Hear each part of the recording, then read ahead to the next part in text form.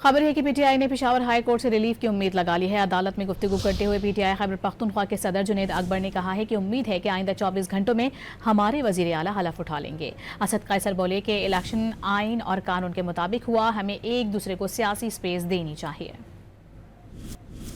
8 फरवरी को हमने अपने वोट का तहफ़्फ़ुज़ किया। इंशाअल्लाह ताला हम इसी तरह अपनी हुकूमत का तहफ़्फ़ुज़ करेंगे।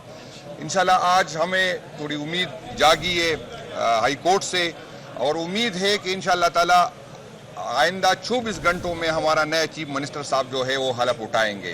हर बच्चा जानता है कि इलेक्शन का प्रोसेस कानून और आइन के मुताबिक हुआ, डायरेक्ट मीडिया पे टेलीकास्ट हुआ, सबने देखा। जो आइन की और कानून की जो और रूल्स की जो प्रोसीजर्स थी वो तमाम प्रोसीजर अडॉप्ट किए गए। इसके बावजूद अगर कोई अपोजिशन के पास हम गए और हम ये उम्मीद रखते हैं अभी कि देखें ये हमारा सूबा है, हमारे सूबे में एक और किस्म की रवायत है, हम एक दूसरे को स्पेस देते हैं। और इस वक्त इस सूबे की जो मसाइल है, जो इस वक्त हमारे अमन की इशूज़ है, हम समझते हैं कि हम सबको साथ लेके चले।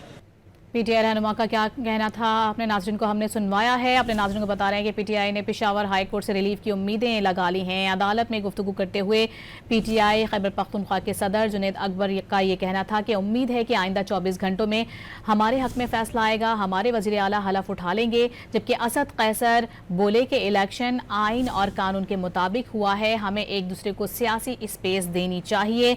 तो अपने नाज़रीन को बता रहे हैं कि पेशावर हाई कोर्ट ने नौमुंतखब वज़ीर आला की हलफ बर्दारी के लिए पीटीआई की दरखास्त पर फैसला महफूज कर लिया है, जो कि कुछ ही देर बाद सुनाए जाने का इम्कान है। जिस पर आपको बताते चलें कि पीटीआई ने पेशावर हाई कोर्ट से रिलीफ की उम्मीदें भी लगा ली हैं। अदालत में गुफ्तगू करते हुए पीटीआई खैबर पख्तूनख्वा के सदर जुनैद अकबर की जानिब से यह कहा गया है कि उम्मीद है कि आइंदा 24 घंटों में हमारे वज़ीर आला हलफ उठाएंगे।